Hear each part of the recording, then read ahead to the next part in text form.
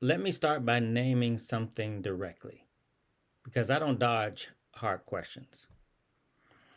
I market myself as the Black Love Doctor, and I'm going to tell you in this video that biologically speaking, there is only one human race. Now, that sounds like a contradiction to some people. It's not, okay, but it does require precision and honesty.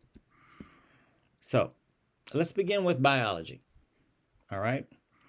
Evolutionary biologists have been very clear on this.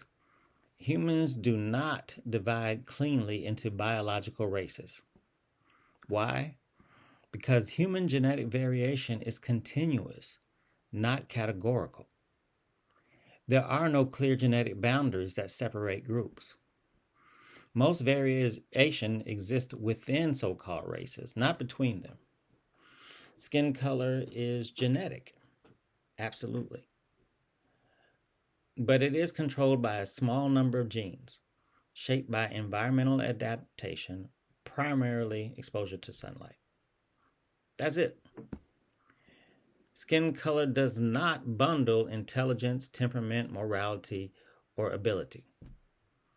From a biological standpoint, race is the wrong framework for explaining human difference.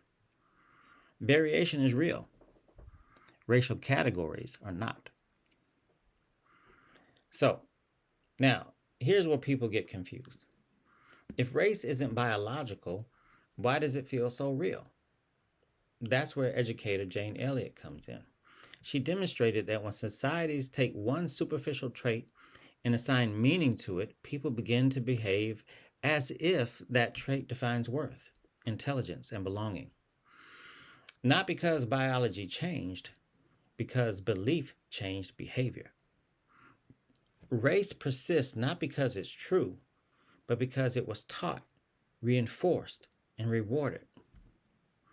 The consequences are real, even if the category isn't.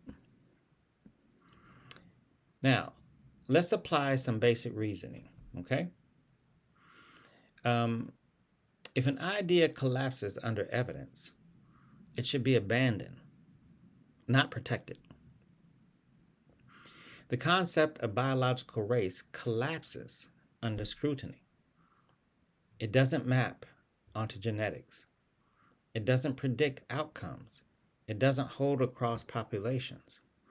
To keep it alive, people have to add meaning that science never supplies. That's not discovery. That's storytelling. So, if race isn't biological, where did it come from? Historically, scholars have shown that racial categories emerged alongside colonial expansion, alongside slavery, economic hierarchy, the need to justify power differences. Race was not discovered in nature. It was constructed in history. And once constructed, it shaped laws, families, access, and trauma for generations. Now, we get to the part people really want answered. If race isn't biological, why do I call myself the Black Love Doctor? Well, here's the answer, plainly. I don't use the word black because I believe in biological races. I use it because the world treated people as if race were real, and that treatment shaped real lives.